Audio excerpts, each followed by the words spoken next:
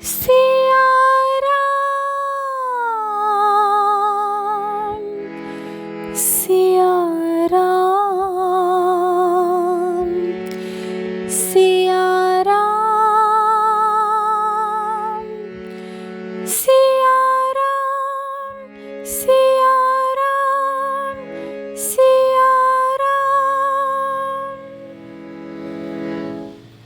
श्रीमद् वाल्मीकि रामायण के अयोध्या कांड का 54वां सर्ग। श्री राम का लक्ष्मण सीता सहित भरद्वाज आश्रम में जाना, चित्रकूट पर्वत पर ठहरने का आदेश।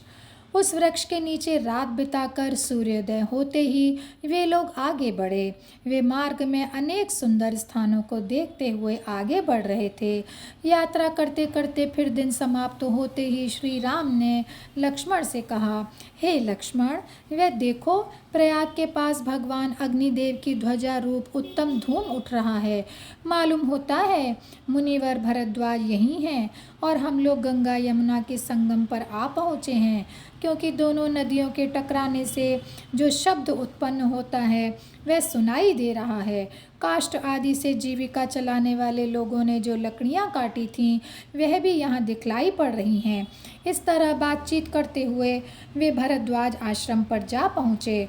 फिर मुनि के समीप पहुंचकर वे उनके दर्शन की अभिलाषा रखते हुए कुछ दूर पर ही खड़े हो गए।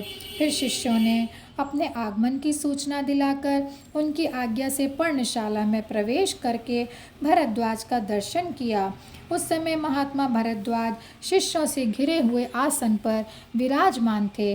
महर्षि को देखते ही उन लोगों ने उनके चरणों में प्रणाम किया। फिर श्री राम ने अपना परिचय देते हुए कहा, भगवन, हम दोनों राजा दशरथ के पुत्र हैं। हमारा नाम राम और लक्ष्मण है तथा ये मेरी पत्नी राजा जनक की पुत्री सीता हैं।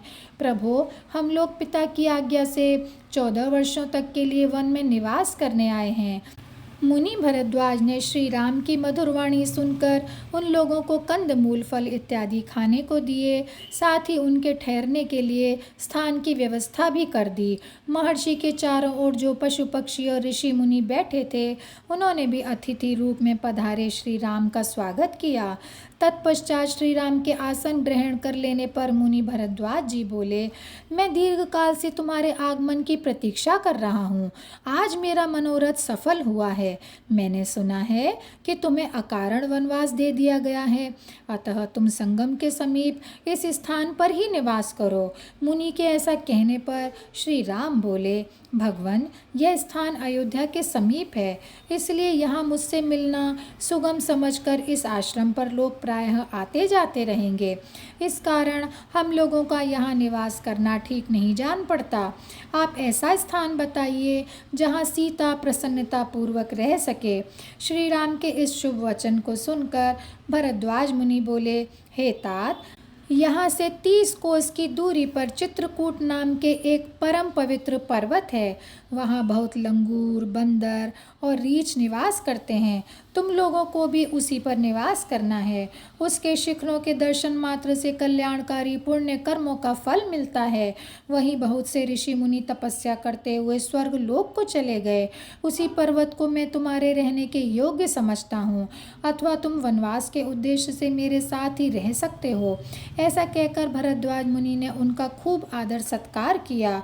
फिर महर्षि से बातचीत करते हुए पूर्णिमयी रात आ गई। अब वह रात श्री राम ने सीता और लक्ष्मण सहित उसी आश्रम में बिताई। तत्पश्चात प्रातः काल होने पर श्री राम भरद्वाज मुनि के पास आकर बोले, भगवन, आपके आश्रम में हम लोगों ने बड़े ही सुखपूर्वक रात बिताई है। अब आप हमें अपने गंतव्य स्थान पर पहुंचने की अनुमति दे दें। उनकी ये बात सुनकर भरद्वाज मुनि ने कहा, श्री राम, तुम मधुर फल फूल से भरे उस चित्रकूट पर्वत पर जाओ। उसी को मैं तुम लोगों के रहने हेतु उपयुक्त स्थान मानता हूँ। वहाँ झुंड के झुंड हाथी और हिरन वन में विचरा करते हैं। वह रमणीक स्थान तुम्हारे सीता दोनों के मन को आनंद देने वाला होगा। हर्ष से भरे हुए टिमटिम और कोयल के कलरव यात्रियों का भरपूर मनोरंजन करते हैं। तुम उसी पर जाकर अपना डेरा डालकर सुखपूर्वक रहो। और यहीं पर यह अध्याय समाप्त होता है।